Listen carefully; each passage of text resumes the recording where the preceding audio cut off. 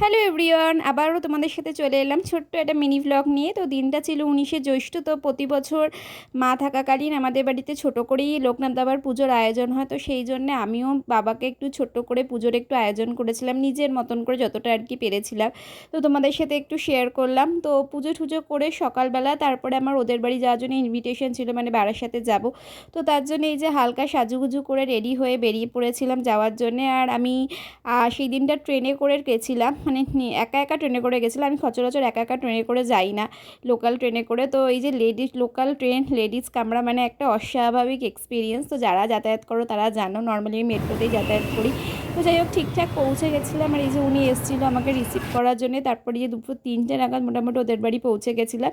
এই যে ওদের বাড়িতেও দেখো খুব সুন্দর করে লোকনাথ বাবার পুজোর আয়োজন করা হয়েছিল। ওদের মেনলি পিতলের লোকনাথ বাবার মূর্তি, তো সেখানেই সমস্ত একটুখানি ভোগ মানে লুচি সুজি এই সমস্তটা করেই পুজোর আয়োজন করা হয়েছিল। তো খুব সুন্দর, বেশ নিজেই ওর মাই সবটা করেছিল। তারপর আর কি, যদিও পুজো ছিল কিন্তু যেহেতু আমি ইলিশ মাছ খেতে খুব ভালোবাসি, তাই বছরের প্রথম ইলিশ মাছ খাওয়ানোর জন্যে সেদিন আমার জন্য ইলিশ মাছ রান্না করা হয়েছিল। তারপর দুজন মিলে একটু সন্ধ্যাবেলায় বেরিয়ে পড়েছিলাম।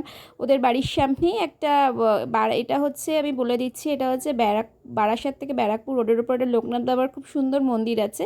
তো এই মন্দিরটা একটু দেখার জন্য গেছিলাম। ওখানে ভীষণ মানে প্রত্যেকবারই ভাবি যাব যাব, কিন্তু আমার এত এক বছর ধরে যেহেতু কোনো মন্দিরে যেতে পারবো না বলে যাওয়া হয়ে ওঠেনি। তো ওই দিন একটু দেখতে গেছিলাম।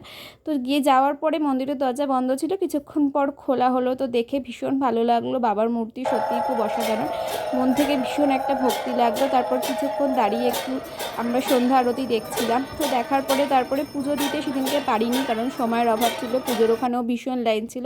তো প্রণামী দিয়ে নমস্কার করে সেদিনকার মতো চলে এলাম। তারপর নিচে এসে একটু চারিদিকটা ঘুরে দেখছিলাম। মন্দির চত্বরটাও খুব সুন্দর করে সাজানো, চারিদিকটা সমস্ত রকমেরই খুব ভালো ব্যবস্থা আছে। আর এই যে টাইমিংটা, সেটাও কিন্তু আমি তোমাদের জন্য দিয়ে দিয়েছি, তোমরা চাইলে কেউ স্ক্রিনশট তুলেও রাখতে পারো, যারা যেতে চাও আর কি। তো তারপরে বাইরেটাও এরকম খুব সুন্দর একটা মেলা মতো বসেছিল, বিভিন্ন রকমের দোকান, জিলিপি, বাদাম ভাজা, তারপর যেরকম হয় আর কি।